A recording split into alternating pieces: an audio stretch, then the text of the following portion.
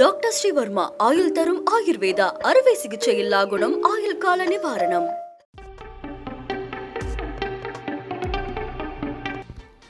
இந்த ஆண்டும் தமிழ்நாடு என்ற பெயரே இடம்பெறாத மத்திய பட்ஜெட். பீகாரில் தாமரையை விதைக்கும் பாஜக. 2025-26 ஆண்டுக்கான மத்திய பட்ஜெட் நாடாளுமன்றத்தில் தாக்கல் செய்யப்பட்டுள்ள நிலையில் இந்த முறையும் பட்ஜெட்டில் ஒரு இடத்தில் கூட தமிழ்நாடு என்ற பெயரே இடம்பெறவில்லை.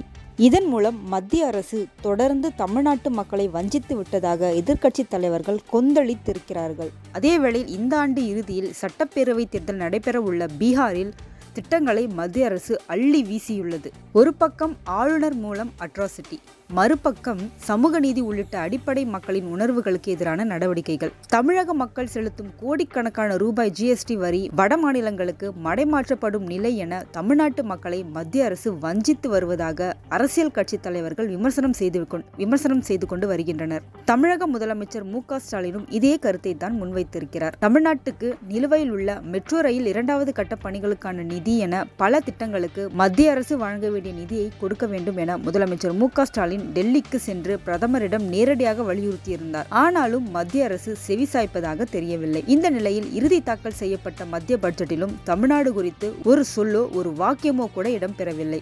அதே வேளையில் பீகாருக்கு 5 முக்கிய திட்டங்களை மத்திய அரசு அறிவித்துள்ளது.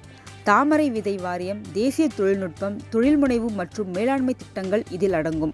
இதில் தாமரை விதை நுகர்வு சமீப காலத்தில் அதிகரித்து வருவதாகவும் அது சூப்பர் உணவு என குறிப்பிட்ட நிர்மலா சீதாராமன் பீகார் விவசாயிகளுக்கு தாமரை விதை சாகுபடிக்கு உதவும் வகையில் வாரியம் அமைக்கப்படும் என குறிப்பிட்டிருந்தார். மேலும் விமான நிலைய விரிவாக்கம், புதிய ஸ்கிரீன்ஃபீல்ட் விமான நிலையங்கள் என அறிவிப்புகளை அள்ளி வீசியுள்ளார். பாஜகவுக்கு மத்தியில் மெஜாரிட்டி இல்லாத நிலையில் பீகார் முதல்வர் நிதிஷ்குமாரும் ஆந்திர முதல்வர் சந்திரபாபு நாயுடுவும் ஆதரவளித்து மத்திய அரசை தாங்கி பிடித்து வருகின்றனர். இந்த நிலையில்தான் பீகாருக்கு திட்டங்களும் நிதிகளும் அள்ளி கொடுக்கப்பட்டுள்ளன. அது மட்டுமில்லாமல் பீகாரில் இந்த ஆண்டு இறுதியில் சட்டப்பேரவை தேர்தல் நடைபெற உள்ள நிலையில் மகாராஷ்டிராவில் வலிமையாக இருந்த சிவசேனாவை துண்டு துண்டாக உடைத்து தனிப்பெரும் மெஜாரிட்டியுடன் அம்மாநில சட்டப்பேரவை தேர்தலில் பாஜக உருவெடுத்தது. இதேபோல் இந்த ஆண்டு பீகாரை பாஜக குறிவைப்பதாக அரசியல் நோக்கர்கள் கூறுகின்றனர். எனவேதான் பீகாருக்கு 5 சிறப்பு பேக்கேஜ்களை அறிவித்திருக்கிறது என அரசியல் நோக்கர்கள் விமர்சிக்கின்றனர். பீகார் முதல்வர் நிதிஷ்குமார் தங்களுக்கு வளைந்து கொடுப்பார் என உறுதியாக பாஜக நம்பினாலும் பீகாரில் தனிப்பட்ட மெஜாரிட்டியுடன் ஆட்சியை கைப்பற்ற எண்ணுவதாகவும் கூறப்படுகிறது.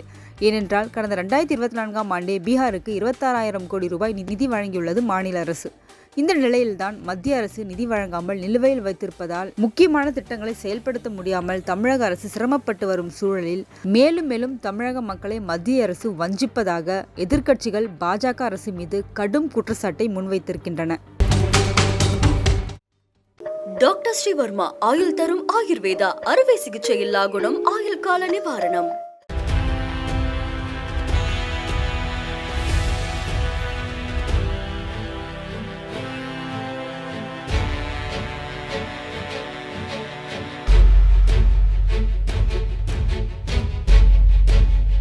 தேசத்தின் நம்பிக்கை மாத இதழ் அப்பா பதிப்பகம் இணைந்து வழங்கும் நேர்மையாளர் சகாயம் IAS அவர்களின் அனுபவ பதிவில் கடைசி தரியில் கண்டாங்கி சேலை இப்போது பரபரப்பாக விற்பனையாகிக் கொண்டிருக்கிறது.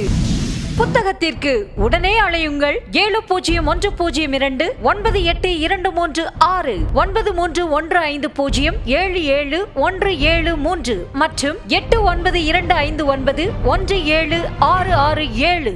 கடைசி தரியில் கண்டாங்கி சேலை.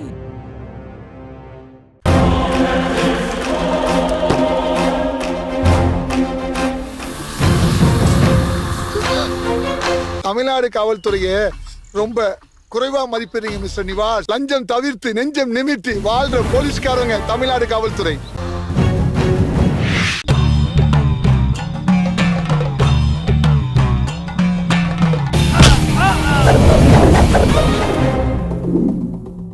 நேற்று நான் இன்று நீ திகில் கிளப்பும் அதிரடி ஆக்ஷன் திரைப்படம் OTT+இல் ஒளிபரப்பாகிக் கொண்டிருக்கிறது. காணத் தவறாதீர்கள்.